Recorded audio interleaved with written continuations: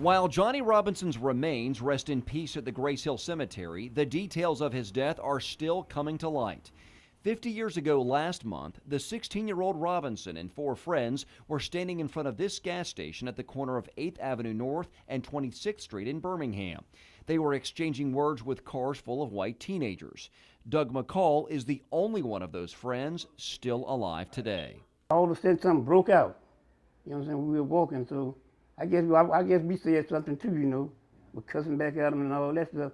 But we had no idea, you know what I'm saying, gonna be no shooting. We found McCall's name by combing through a 1963 FBI report in the Birmingham Library archives. McCall told the FBI he was with Robinson moments before he died. That was 50 years ago. McCall has not spoken publicly about Robinson's death until now. Nobody never probed me, and I just left it alone. Multiple witnesses said they saw someone in Robinson's group throw a rock at some cars, prompting a police car to target the 5 teens. McCall remembers a police car following him, his brother Lorenzo, and Johnny Robinson to an alley off 26th Street. McCall said he broke off from the other 2 and ducked into this building before hearing multiple shotgun blasts. And so I didn't know which one of them was shot, him or my brother. You know, I didn't know at the time right then. And so when I run in the motel, you understand, it was a motel there, you know, next to the service station there. And so I run in there and I told this lady and her husband, I guess that was, you know, I could have hide in there because they were trying to kill us, you know. And so they let me hide in there. This autopsy chart shows Johnny Robinson suffered multiple shotgun buckshot wounds to his back. He died at the scene. Records state that Birmingham police veteran Jack Parker pulled the trigger. To find out more about Officer Jack Parker and the other 3 officers in the car with him, we contacted the Birmingham Police Department. We requested any records from the internal investigation into Johnny Robinson's death. A spokesperson told us it is their policy not to release information from internal investigations. So we kept digging and found the information from a different source. Back in 2007, Johnny Robinson's brother Leon and sister Diane Robinson Samuels were seeking answers of their own. So they filed a Freedom of Information Act request with the Department of Justice. After 2 years of back and forth with the DOJ, they received the FBI's complete file on Johnny Robinson's death. You didn't give up? No, we didn't give up, no. And why didn't you give up? Because we wanted to know the truth. We wanted to know what actually happened to our brother. The file included statements made to Birmingham Police Internal Affairs by the 3 officers in the car with Jack Parker. The driver, an Officer P.C. Cheek, stated, quote, "I heard his shotgun and saw this Negro staggering across. He looked as if he tripped just as Officer Parker shot and started falling at that time," end quote. When asked how many shots Officer Parker fired, Cheek replied, quote, "If I remember correctly, only 2 shots were fired," end quote. Officer J.E. Chadwick, who was sitting in the front passenger seat, told investigators, quote, "Just as we got to the alley, the sidewalk was very rough. We hit a bump and the gun went off. I did not actually see who shot," end quote. Finally, Officer W.D. Haney, who was sitting in the back seat with Officer Jack Parker, remembered, quote, "Mr. Parker had the gun out of the window. Just as he fired, I saw the Negro stumble," end quote. Even though the file did not include a quote from Officer Jack Parker himself, the FBI summarized Parker's statement in its letter to the Robinson family. Quote, "Officer Parker stated that he fired his shotgun towards the ground, but some of the shots struck Mr. Robinson in the back as he was running away," end quote. There were other witness accounts in the FBI file, but many did not want to sign a statement or testify. 6 witnesses, they didn't want to have anything to do with it because they, in my opinion, thought they might be revisited later on. Doug McCall was one of those witnesses, and he claims the police did revisit him and his brother. He recalls police driving them to a local cheese factory. They had us scared, you know what I'm saying? And he said, "What we gonna do if you speaking to the other folks, what we gonna do? Let's get rid of them." And so they shot up against the wall. When they shot, hit the bullet hit the wall. We hollered, we thought they had shot us. I was looking for blood. Now, whoa, okay, you gotta, wait a minute. They put you guys up against the wall? Yeah. And fired a gun at you? Yeah, they fired a gun at both of us. Me and my brother both. They had both of us up against the wall. You think they were trying to intimidate you to silence you so you wouldn't talk about how Johnny was killed? I think that's what it was. Evidence in Johnny Robinson's death was presented to both the Jefferson County and federal grand juries. Neither would indict Officer Jack Parker, who was never charged in the case. Parker resigned from the Birmingham Police Department 10 years after the shooting. He died from lung cancer in 1977. He was 62. I know Officer Parker is dead and there won't be no justice, but I still would like the world to know what went down. Doug McCall hopes breaking 50 years of silence will help history remember what happened to his friend on a day many will never forget. I'm glad all of it come to the light now, you know what I'm saying? I'm glad you found out about most of it, you know what I'm saying? Doug's brother Lorenzo, who was the only witness with Johnny Robinson in the alley when Robinson was shot, died in 1989. The FBI reopened the Johnny Robinson case in 2008. After reviewing all the evidence, it informed the Robinson family they were closing their investigation because the person responsible, Officer Jack Parker, was deceased. Remember, if you have something for me to dig into, email me at jpapke@wvtm.com. John Papke, Alabama's 13, investigates. They have to be in compliance with every one of these regulations at all times. If a facility breaks a rule, they're written up in a statement of deficiencies and plan of correction report. We dug through those reports that are accessible online for the public to view, although they're not easy to decipher. We looked at deficiencies from over the past few years that were labeled as actual harm or immediate jeopardy situations, and we found 10 facilities in central Alabama where inspectors cited those issues. Fairhaven Retirement Center in Birmingham is one of them. It was cited for 2 incidents of failing to properly supervise residents. In one case, a resident fell out of a chair and cut her forehead. Only a few months later, a resident fell out of bed and broke a femur or the thigh bone. The facility was fined almost $2,000. We wanted to talk to Fairhaven officials about the reports, but our interview was cut short when the corporate director of marketing said at no time were any residents in immediate jeopardy of harm. I'm just confused how you're not seeing what I'm seeing. What am I not seeing here? I'm afraid we're not going to be able to do this. They say the shortest distance between 2 points is a straight line. Well, this line is straight, but there's nothing short about it. Look at Andrew Young. He came here with a book, and since he got here, he's read 103 pages. Since you've been here? Yeah. Lee Suttles does home appraisals for a living. He had to miss 2. Thanks, Jefferson County. I had to come down here and miss $800 to come sit in line for 3 hours. This really is unbelievable. For something as simple as switching a license plate from Sweet Home Alabama to Roll Tide or War Eagle, you're going to have to wait here a very, very long time. Our waits can be from 15 minutes to 4 hours, up to, and I've heard cases of 5. The system is not acceptable. Here we are in Tuscaloosa County. Let's see how long it takes to get a simple renewal of a tag here. Here's the form you need.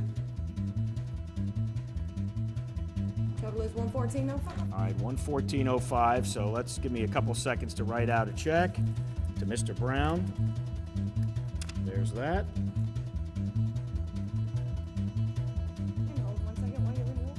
One second, just. That's not very good. Thank you, sir. Thank you so much.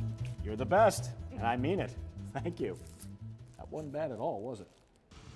At first blush, it may not seem like much, but this is Alabama's 4th nudist resort, complete with pool, pool house, spa, and 7 rooms furnished for overnight stays. It joins 260 others in the U.S. who manage a $400 million U.S. industry, $1 billion in North America. This new one, called The Retreat, officially opened March 15th in Blount County. In our investigation, we checked with the Blount County Sheriff and the District Attorney's Office. And while the District Attorney said there have been some upset people, there have been no formal complaints filed. I have other good neighbors too, but the 2 of the best ones are the nudist camp and the cemetery. Neither one of them, people in it, give me any trouble at all. We are following some breaking news this morning. A plane crash in East Birmingham. According to initial reports, a UPS cargo plane has gone down near the Birmingham airport. It's right now, we believe, near 19th Avenue North and Northeast Lake Boulevard. Our crew on the scene says the wreckage of the plane is burning, and because of that, photographers weren't allowed to get very close. This is about as close as they could get to get this video. Our crew reports 2 explosions so far in that wreckage, and there could be debris covering about a half-mile area. It happened near 19th Avenue North and Northeast Lake Boulevard. Now, we've learned that it was an Airbus A300, a pretty large wide-body jet. The plane was en route from Louisville, Kentucky, about to land at the Birmingham Shuttlesworth International Airport. Our crew on the scene brought back some amazing pictures as firefighters try to battle the debris fire there from the wreckage. More than 24 federal investigators are in Birmingham tonight trying to find out what caused a UPS plane to crash early this morning. Our cameras were rolling to capture an explosion that happened just after that plane went down short of the runway at the Birmingham Shuttlesworth International Airport. This is some of the first video from the scene of that crash that happened just before 5 this morning. Our team coverage begins tonight with Hillary Golston. They're looking for what's called perishable data. This afternoon, parts of the plane still smoldering. The very valuable and information-rich cockpit voice recorder, or black box, just out of investigators' reach. But the first responders are out there continuing to put water, fire retardant, on that section of the fuselage. In the meantime, you can join the investigation. If you have wreckage in your backyard or some video, make sure to reach out to the NTSB. We've made it very easy for you to do that on our website. There's a link there, alabamas13.com. Both pilots on that Airbus A300 died in this morning's crash. We only know the name of one of the victims, 37-year-old Shonda Fanning. She's from Lynchburg, Tennessee. She was married to Brett Fanning, who's part of the family that operates Jack Daniel's Distillery in Tennessee. Fanning had a pilot certification of medical first class. It's been a day filled with sadness for them and questions all centered around what happened here. And when it sputtered coming across, my wife thought I was dreaming when I said that plane crashed, and I jumped out of bed. He intended to land in that field. He was missing houses. This is definitely an event that has left a lasting impression in the minds of people that live in Birmingham and especially in this community. From where I am, I can still see smoke rising from the tail of the plane. I spoke with Birmingham Fire Chief C.W. Martis earlier today. He said he expects his crews to be out here well into the night. They, the Birmingham Police, and the Mayor's office, they have been on top of the situation since early this morning. They had a scenario similar to this one that they practiced on about a month ago. So the guys are pretty well trained and ready to go at any time. 12 maintenance issues, 3 of those incidents were declared an emergency. That's what we've discovered in our investigation of maintenance of this Airbus A300-600F, tail number 155UP. The most recent one was in May of last year. The plane that crashed today is one of 53 Airbus A300-600 planes that UPS operates. It was put into service back in 2003. Flight 1354 was carrying about 1,500 pounds of regular U.S. mail. They understand the mail was being held in a strong aluminum container and believe most of it, if not all of it, is intact, and they should be able to recover it. Casey Roselle flies large commercial planes and is familiar with the Birmingham Airport's 2 landing strips. Runway 18, which Flight 1354 was apparently approaching before it crashed Wednesday, is shorter and is what's called a non-precision approach. That means pilots must rely more on their training than the guide slope guidance system the longer runway offers. The precision approach, they'll literally land themselves, and it gives you internal warnings that you may be too low, etc., where this other runway possibly would not have had that. Barry Franks runs the over-the-mountain flight school at the Shelby County Airport. He says the pilots in Wednesday's crash likely had to use this chart, called an approach plate, with specific landing guidelines for runway 18. He added a hill just short of the landing strip can complicate a troubled nighttime landing. If they were to descend lower than what the chart allows them to at that particular place, I could see where that hill might potentially become an obstruction and something that would block their view of the runway. Aniana is the county seat. Bettina Bowden finds out what's working in Blount County. Taking it all in, this is a place where your eyes can scan breathtaking bluff views across hundreds of acres of rural land. Blount County described as beautiful, beautiful, and beautiful. There's pride in the 4th Avenue Business District. There's success, and there's appreciation for the men and women who came before, who worked here, lived here, and died here. Business boomed here in the 4th Avenue District in the 1960s. Blacks weren't allowed to shop over on 20th Street in the white-owned department stores. When blacks said they were going downtown to shop, they meant here. Things changed after 1963. Blacks could shop anywhere they wanted to, and they did. It's no longer a situation where if you're black, I don't want your money. The green dollar bill is what counts today, and I credit that to the younger generation that's opening up businesses and have their eyes on profit and losses more so than the color of your skin. Mr. Clark. Yes.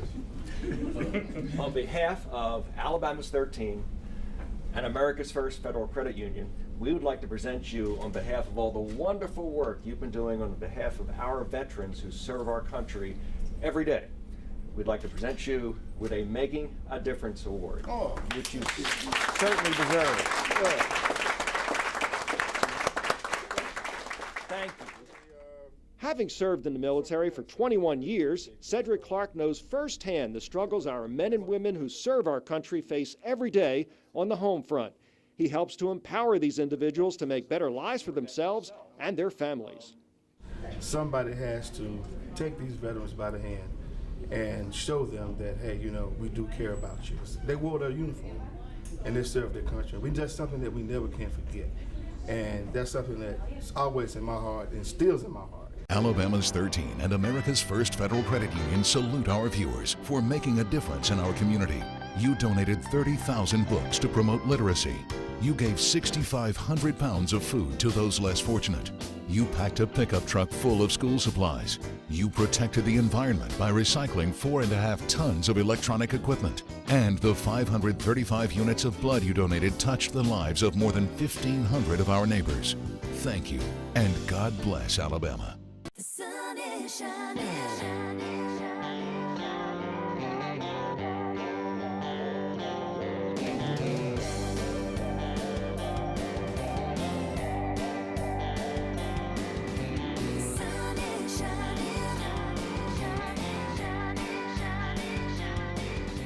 Hello and welcome into Daytime Alabama. I'm Wendy Garner. And I'm Ken Lassen. Today, my worst nightmare, my co-host Wendy carrying a shotgun. Yes, we are here at the Southern Skeet and Trap Club in northeastern Birmingham. Woo! And Wendy is just making me look terribly, terribly bad. We are going to try our hand at skeet shooting today.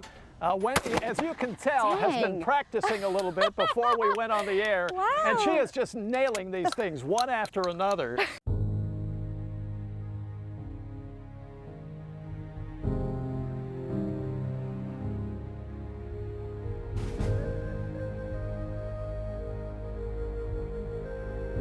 Saturdays spent in one place, surrounded by concrete. But the tradition of Auburn football is not just defined by a concrete stadium like Jordan-Hare or even the green grass of Pat Dye Field. It can be defined by a green of a different sort. They symbolize victory. They symbolize elation. They symbolize triumph, joy, and pride. Auburn going after it. Here's a good snap. It is blocked! It is blocked! It's caught on the run! They symbolize winning. They symbolize championships. They symbolize Pat, Cam, and Bo. Jackson! Touchdown! They symbolize life. They symbolize memories. They symbolize wedding proposals, first baby pictures, and college decisions. They symbolize our state. They symbolize our game. They symbolize love, friends, and family. They symbolize tragedy. They symbolize senselessness. They symbolize life, death, and rebirth. The branches of these trees extend far beyond the edges of Toomer's Corner. They extend back to generations of Auburn fans, linked together throughout the years as they watched their version of the Tigers, from Jordans to Malzahns. Byram waits for the snap to the plate. There it is. The kick is up. The kick is good! Auburn wins! This may be the final role for some of college football's most iconic symbols, but nothing can take away the memories, the victories, the glory, the happiness, the magic, the splendor, the rally cries of War Eagle, the miles and miles of toilet paper, and the meeting place after an Auburn win. This is the legacy of the Toomers Oaks.